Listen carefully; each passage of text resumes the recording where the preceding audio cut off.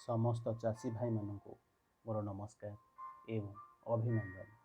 आज training programme रे आपण समस्त को शुभकामना। आसतु आज ट्रेनिंग प्रोग्राम रे आमे समस्ते छेली पालन विभिन्न विधि नियम, छेली पालन सुविधा असुविधा, छेलीर प्रजाति, छेली पालन रे आमे केमिति करिबा मो अनुभूति रो जानिबा। ताले आसतु आरंभ करिबा एही ट्रेनिंग प्रोग्राम। छेलीर मांस आम समस्तंकर बहुत प्रिय। यार कारण होउछि छेलीर मांस अति सुस्वादु एवं पुष्टिकर अटे। छेलीर बहुत गुड़ाए उपादेयता रही। प्रथमे आमे छेलीर समस्त उपादेयता विषय ही जानिबा। छेलीर बहुत गुड़ाए उपादेयता रही।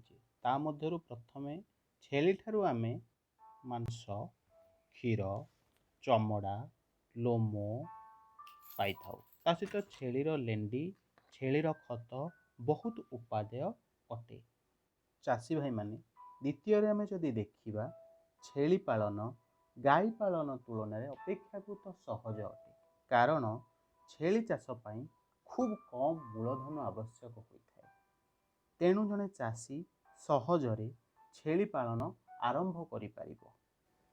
अन्य दिगरु जदि आमे देखिबा छेलीर आकार छोट, गाई तुलन में छोट होइथिबारु छेली घर तैयारी मध्य छेलीर घर छोट। तेणु छेली घर तैयारी रे गाई घर भलिया अधिका खर्च हुए ना। छेली छोट अटे। तेणु आमर चाषी भाई माने न लगी तांकर छुआ माने महिला माने छेली पालन रे निजोगु नियुक्त करिथांती।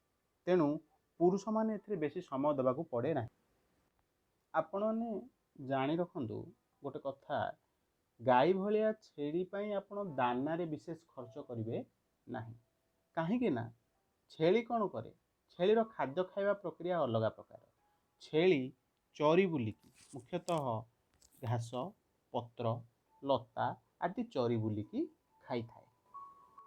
चाषी भाई मानू छेली चाष रे बेसी असुविधार सम्मुखीन होगा पड़े नहीं। कारण होची ए जो छेलीर मांस तार चाहिदा बजार रे बहुत बेसी। छेली मांस बजार सबु श्रेणीर लोक मानक द्वारा ग्रहणीय। जी मांसाहारी सी छेली मांस को भी भल पाई थाए। आउ गोटे बहुत गुरुत्वपूर्ण कथा है गोट्र क्षीर, छेली क्षीरर फैट्र साइज बहुत छोट। फैट साइज बहुत छोट होइथिबारु यह सहजरे हजम हो जाए।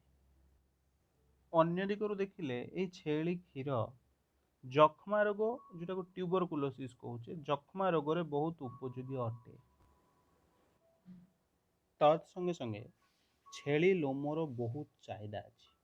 भल क्वालिटीर लोम जोटा गुड क्वालिटी फास्मिना, काश्मीर कोटर फास्मिना से काश्मीरी साल एवं अन्यान्य गरम पोशाक सबू तैयारी हुए।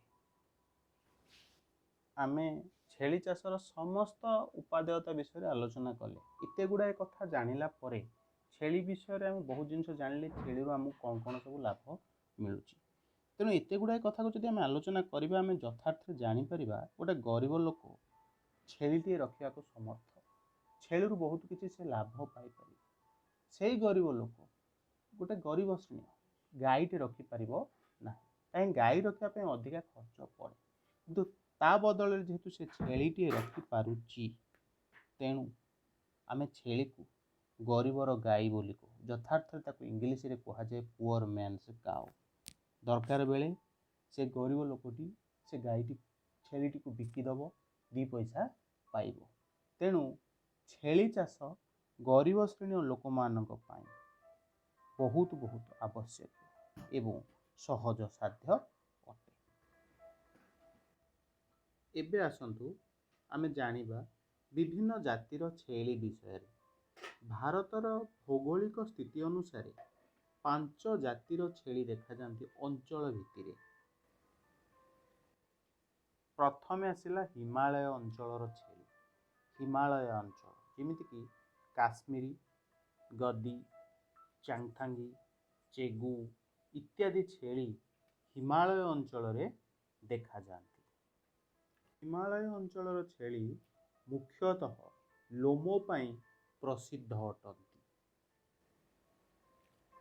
ହିମାଳୟ ଅଞ୍ଚଳରେ ଦେଖାଯାଉଥିବା ଛେଳିମାନଙ୍କ ମଧ୍ୟରୁ କାଶ୍ମୀରୀ ଛେଳି ହେଉଛି ଅନ୍ୟତମ, ଯାହା ମୁଖ୍ୟତଃ ହିମାଚଳ ପ୍ରଦେଶ ଏବଂ କାଶ୍ମୀରରେ ଦେଖାଯାଇଥାଏ। ଏହା ଏକ ବୃହଦାକାର ଛେଳି ଅଟେ। ଏହାର ଉଚ୍ଚତା ପାଖାପାଖି 65ରୁ 68 ସେଣ୍ଟିମିଟର ଏବଂ ଓଜନ 60 କେଜି ପାଖାପାଖି ଅଟେ। ଏହି ଛେଳିର ଧଳା ସିଲ୍କ ଲୋମ ଥାଏ, ଯାହା 4ରୁ 5 ଇଞ୍ଚ ଲମ୍ବ ଅଟେ। ଏହାକୁ ପଶ୍ମିନା ବୋଲି କୁହାଯାଏ। ଏହି ପଶ୍ମିନା ମୁଖ୍ୟତଃ କାଶ୍ମୀର ଶାଲ୍ ତିଆରିରେ ଉପଯୋଗ ହୋଇଥାଏ। ଭୌଗୋଳିକ ଦୃଷ୍ଟିକୋଣରୁ ଦ୍ୱିତୀୟ ଜାତୀୟ ଛେଳି ଦେଖାଯାଆନ୍ତି ଶୁଷ୍କ ଉତ୍ତରାଞ୍ଚଳରେ, ଯେମିତିକି ପଞ୍ଜାବ, ହରିୟାଣା ଏବଂ ପଶ୍ଚିମ ଉତ୍ତରପ୍ରଦେଶ ଅଞ୍ଚଳ। ଏହି ଶୁଷ୍କ ଉତ୍ତରାଞ୍ଚଳର ଅନନ୍ୟ ଛେଳି ହେଉଛି ଯମୁନାପୁରୀ। ଏହି ଛେଳି ମାଂସ ଏବଂ କ୍ଷୀର ପାଇଁ ପ୍ରସିଦ୍ଧ ଅଟେ। ଏହି ଛେଳିର ଗଠନ ତାକୁ ଅନ୍ୟମାନଙ୍କ ଠାରୁ ଭିନ୍ନ କରିଥାଏ। ଏହାର କାନ ବହୁତ ଲମ୍ବା ଅଟେ, 20ରୁ 25 ସେଣ୍ଟିମିଟର ଲମ୍ବା ହୋଇଥାଏ। ତତ୍ ସଙ୍ଗେ ସଙ୍ଗେ ଏହି ଛେଳିର ରଙ୍ଗ ସାଧାରଣତଃ ଧଳା ଅଟେ। ଶୁଷ୍କ ଉତ୍ତରାଞ୍ଚଳର ଅନ୍ୟ ଏକ ପ୍ରଜାତିର ଅନ୍ୟ ଏକ ବ୍ରିଡର ଛେଳି ହେଲା ବିଟାଲ। ଏହି ବିଟାଲ ଛେଳି ପଞ୍ଜାବର ସିଆଲକୋଟ ଅଞ୍ଚଳରେ ହିଁ ଦେଖାଯାଇଥାଏ। ଏମାନେ ଦେଖିବାକୁ ପ୍ରାୟତଃ ଯମୁନାପୁରୀ ଭଳିଆ। ଦେଖିବାକୁ ଏମାନେ ଯମୁନାପୁରୀଠୁ ଟିକେ ଛୋଟ ଆକାରରେ। ଏମାନଙ୍କ କାନ ଟିକେ ତା ଭଳିଆ ଲମ୍ବା, ଦେଖନ୍ତୁ ଲମ୍ବା ହେଇକି ଅଛି, ଏବଂ ନାକଟା ଟିକେ ବର୍ତ୍ତୁଳାକାର। ଶିଙ୍ଗ ଗୁଡ଼ିକ ସମାନ୍ତରାଳ ଭାବରେ ପଛକୁ ରହିଛି। ଏହି ଛେଳିମାନଙ୍କର ରଙ୍ଗ ଲାଲ କିମ୍ବା କଳା ପିଙ୍ଗଳ, କଳା ରଙ୍ଗ, କଳା ବର୍ଣ୍ଣ। ଏମାନଙ୍କର ଛେଳିମାନଙ୍କର ମାଇ ଛେଳି ଗୁଡ଼ିକ ପାଖାପାଖି 50 କେଜି ପାଖାପାଖି ବଢ଼ନ୍ତି ଏବଂ ଅଣ୍ଡିରା ଛେଳି ପାଖାପାଖି 70 କେଜି ବଢ଼ିଥାନ୍ତି। ଏହି ବିଟଲ ଛେଳିକୁ ମୁଖ୍ୟତଃ ଦୁଗ୍ଧ ଏବଂ ମାଂସ ଉତ୍ପାଦନରେ ହିଁ ବ୍ୟବହାର କରାଯାଇଥାଏ। ଏହି ଛେଳିମାନଙ୍କରୁ ପାଖାପାଖି ଦୈନିକ 1.5ରୁ 2 କେଜି ପାଖାପାଖି ଆମେ କ୍ଷୀର ମିଳିଥାଏ। ତେଣୁ ଏହି ଛେଳି ଶୁଷ୍କ ଉତ୍ତରାଞ୍ଚଳର ଏକ ପ୍ରଧାନ ଜାତିର ଛେଳି ଅଟେ। ଭୌଗୋଳିକ ଦୃଷ୍ଟିକୋଣରୁ ତୃତୀୟ ଜାତୀୟ ଛେଳି, ତୃତୀୟ ପ୍ରକାରର ଛେଳି ଆମ ଦେଶରେ ଦେଖାଯାଆନ୍ତି କେନ୍ଦ୍ରୀୟ ଅଞ୍ଚଳ। କେନ୍ଦ୍ରୀୟ ଅଞ୍ଚଳ କହିଲେ ରାଜସ୍ଥାନ, ମଧ୍ୟ ରାଜସ୍ଥାନ, ମଧ୍ୟପ୍ରଦେଶ, ଗୁଜରାଟ ଏବଂ ମହାରାଷ୍ଟ୍ର। ଏହି ଅଞ୍ଚଳରେ ଅନ୍ୟ ଏକ ପ୍ରକାରର ଛେଳି ପ୍ରଜାତି ଦେଖାଯାଆନ୍ତି। କେନ୍ଦ୍ରୀୟ ଅଞ୍ଚଳର ଛେଳିମାନଙ୍କ ମଧ୍ୟରୁ ଅନ୍ୟତମ ଛେଳି ହେଉଛି, ମୁଖ୍ୟ ଛେଳି ହେଉଛି ମାରୁଆଡ଼ି ଛେଳି, ମାରୁଆଡ଼ି ଗୋଟ। ଏହା ରାଜସ୍ଥାନର ମାରୱାଡ଼ ଅଞ୍ଚଳରେ ହିଁ ଦେଖାଯାଏ।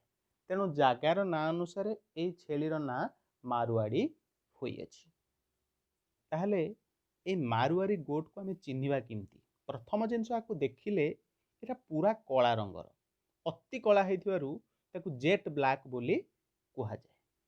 ଦ୍ୱିତୀୟ ଜିନିଷ, କାନକୁ ଦେଖିବା, ଦେଖନ୍ତୁ କାନକୁ ଧଳା ଛିଟିକା ରଙ୍ଗର କାନ ରହିଛି ଏବଂ ତା ସହିତ ଏହାର ଲୋମ ଗୁଡ଼ାକ ଲମ୍ବା ଲମ୍ବା ହେଇଛି। 10ରୁ 12 ସେଣ୍ଟିମିଟର ଲମ୍ବାର ଲୋମ ଅଛି। ଏଇଥିରୁ ଆମେ এই ଛେଳିଟାକୁ ଜାଣିପାରିବା ଯେ ଏଟା ମାରୁଆଡ଼ି ଗୋଟ ବୋଲି। এই ଛେଳିର ଆଉ ଗୋଟେ ଲକ୍ଷଣ, ମାନେ ଆଉ ଗୋଟେ ଚିହ୍ନ ମାର୍କ କରିବାର ହେଲା, ଏହାର ହର୍ନଟା କର୍କ ସ୍କ୍ରୁ ଭଳିଆ ହର୍ନ, ମାନେ ପଛକୁ ତା ଶିଙ୍ଗଟା ମୋଡ଼ି ହେଇକି ଥାଏ। ମୋଟାମୋଟି ଭାବରେ ଦେଖିଲେ এই ମାରୁଆଡ଼ି ଛେଳି ମାଂସ, ଦୁଗ୍ଧ ଆଉ ଲୋମ ଉଦ୍ଦେଶ୍ୟରେ ରଖାଯାଇଥାଏ। ତିନିଟା ଏକ ଜିନିଷ এই ଛେଳିରୁ ମିଳିଥାଏ। ମାଂସ ମିଳେ, ଦୁଗ୍ଧ ମିଳେ ଏବଂ ଲୋମ ମଧ୍ୟ ମିଳିଥାଏ। ଭୌଗୋଳିକ ଦୃଷ୍ଟିକୋଣରୁ ଚତୁର୍ଥ ଭୌଗୋଳିକ ଅଞ୍ଚଳ ହେଲା ଦକ୍ଷିଣାଞ୍ଚଳ। ଦକ୍ଷିଣାଞ୍ଚଳ କହିଲେ ମହାରାଷ୍ଟ୍ର, ଗୁଜରାଟ, ଆନ୍ଧ୍ରପ୍ରଦେଶ, ତାମିଲନାଡୁ ଓ କର୍ଣ୍ଣାଟକ ଏହାର କିଛି ଅଞ୍ଚଳ। ଏମାନଙ୍କ ମଧ୍ୟରୁ ଛେଳିଗୁଡ଼ିକ ମୁଖ୍ୟତଃ କିଛି ଛେଳି ହେଲା ଶ୍ରୁତି, ଓସ୍ମାବାଦୀ, ମାଲୱାରୀ। ସ୍ମୃତି ଓସ୍ମାବାଦୀ ମାଲୱାରୀ। ଏହାପରେ ଆମେ ଜାଣିବା ପୂର୍ବ ଭାରତ ବା ପୂର୍ବାଞ୍ଚଳର ଛେଳିମାନଙ୍କ ବିଷୟରେ। ପୂର୍ବାଞ୍ଚଳର ଛେଳି ଅର୍ଥାତ୍ ଯେଉଁ ଛେଳିମାନେ ପୂର୍ବ ଭାରତ ତଥା ଓଡ଼ିଶା, ପଶ୍ଚିମବଙ୍ଗ ଏବଂ ଆସାମରେ ଦେଖାଯାଇଥାନ୍ତି। ପୂର୍ବାଞ୍ଚଳରେ ସାଧାରଣତଃ ଦୁଇଟି ପ୍ରଜାତିର ଛେଳି ଦେଖାଯାଇଥାନ୍ତି। ଗୋଟିଏ ହେଲା ବ୍ଲାକ୍ ବେଙ୍ଗଲ, ଅନ୍ୟଟି ହେଲା ଗଞ୍ଜାମ ଛେଳି। ତାହେଲେ ପ୍ରଥମେ ଆସନ୍ତୁ ଜାଣିବା ପୂର୍ବ ଭାରତ ବା ପୂର୍ବାଞ୍ଚଳରେ ଦେଖାଯାଉଥିବା ବ୍ଲାକ୍ ବେଙ୍ଗଲ ଛେଳି ବିଷୟରେ। ଏହି ବ୍ଲାକ୍ ବେଙ୍ଗଲ ଛେଳି ମୁଖ୍ୟତଃ ଓଡ଼ିଶାର କେନ୍ଦୁଝର, ସୁନ୍ଦରଗଡ଼, ଢେଙ୍କାନାଳ, କଟକ, ବାଲେଶ୍ୱର ଏବଂ ମୟୂରଭଞ୍ଜ ଜିଲ୍ଲାରେ ହିଁ ଦେଖାଯାଇଥାଏ। ଏହି ଜାତିର ଏହି ବ୍ଲାକ୍ ବେଙ୍ଗଲ ଛେଳିର ରଙ୍ଗ ଜେଟ୍ କଳା ଅର୍ଥାତ୍ ଗାଢ଼ କଳା ଅଟେ। କଳା ରଙ୍ଗ ସଙ୍ଗେ ସଙ୍ଗେ ଏହି ଛେଳିର ଦେହରେ ହାତ ମାରିକି ବି ଆମେ ଜାଣି ଦେଇପାରିବା ଯେ ଏଇଟା ବ୍ଲାକ୍ ବେଙ୍ଗଲ ଛେଳି ବୋଲି। କେମିତି ନା ଏହି ଛେଳିର ଲୋମ ଖୁବ୍ ନରମ ଏବଂ ଲୋମ ଗୁଡ଼ିକ ଛୋଟ, ବହୁତ ଛୋଟ ଆଉ ନରମ। ବ୍ଲାକ୍ ବେଙ୍ଗଲ ଛେଳିର ମାଂସ ଖୁବ୍ ସୁସ୍ୱାଦୁ ଏବଂ ଗୁଣାତ୍ମକ ମାନର ହିଁ ଅଟେ। ତେଣୁ ଏହି ଛେଳିକୁ ଓଡ଼ିଶାର ବିଭିନ୍ନ ଜିଲ୍ଲାମାନଙ୍କରେ ମୁଖ୍ୟତଃ ମାଂସ ପାଇଁ ହିଁ ରଖାଯାଇଥାଏ।